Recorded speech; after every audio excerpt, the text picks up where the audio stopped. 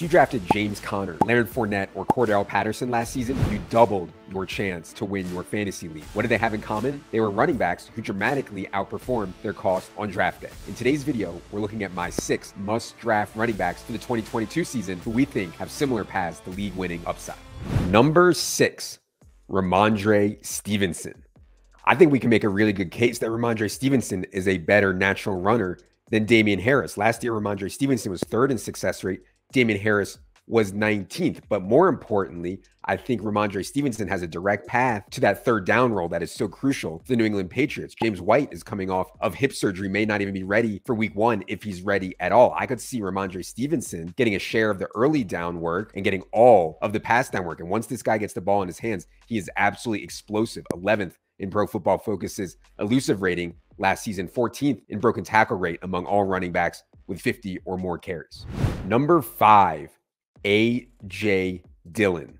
The man with the most freakish quads in the entire NFL is set up better this year than he was last year. That's because I expect the Packers to go far more run heavy with Davante Adams now a Las Vegas Raider. They did not replace him, meaning we need a lot out of Aaron Jones in the pass game, and we need a lot out of A.J. Dillon in the pass game as well. You wouldn't think so for a guy who weighs almost 250 pounds, but last year, A.J. Dillon, 34 catches on 37 targets. I think he'll be relatively even with Aaron Jones in terms of carries this year, and that is a really big and effective role for a guy you can get in the 8th, 9th, or 10th round.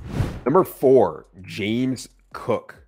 The Bills made their intentions very clear this offseason. They wanted to add a pass-catching running back complement to Devin Singletary. They had a deal done with J.D. McKissic in free agency until he backed out and re-signed with Washington. But that didn't stop the Bills. They used a day 2 pick at the running back position, and they used it on James Cook, whose calling card is catching the football, 8.2% target share at Georgia, 66th percentile. And now you get James Cook in a spot where he is going to be on the field when they're in the 2-minute, we're in the 4-minute, we're in the 3rd and long. And those are really valuable snaps, especially in half PPR and full PPR settings, because the Bills will be throwing the football so much. Will be among the league leaders in pass rate over expectation.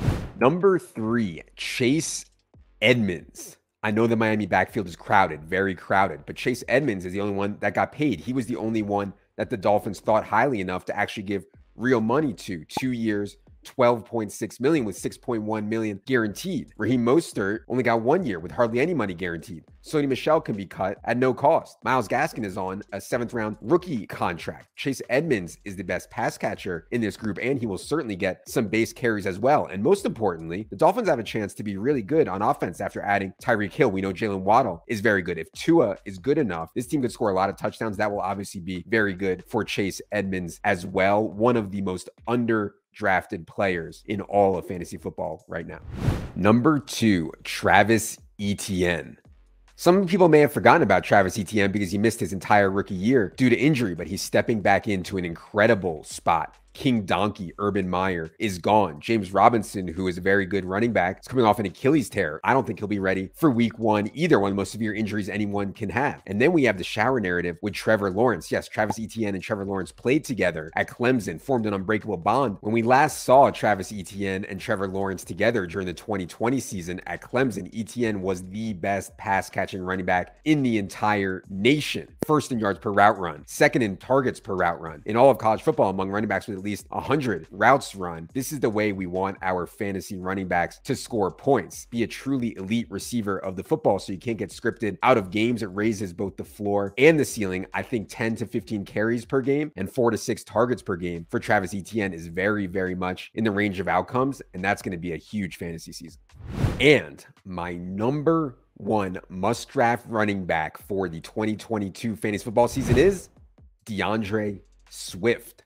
Even with Jamal Williams stealing a lot of work last season, DAndre Swift averaged 97 rush plus receiving yards per game. That wasn't too far off from Jonathan Taylor, who was up at 127 yards per game. Swift is simply very good at football. And this year, expect Swift to separate even more from Jamal Williams. But more importantly, Expect the Lions to be a much better football team. They have one of the NFL's best offensive lines. They have deeper weapons at wide receiver, and they even could have a serviceable defense. So we can expect more plays per game and more red zone opportunities, both great things for DAndre Swift. The way that DAndre Swift scores fantasy points is the archetype. It is the prototypical running back I want on my team. I don't want these guys banging into the line on 1st and 10 from midfield. I want them catching passes and getting red zone chances. We recently did a bold predictions podcast, and one of mine was that DAndre Swift will lead the entire NFL in yards from scrimmage. I need him on my teams this year.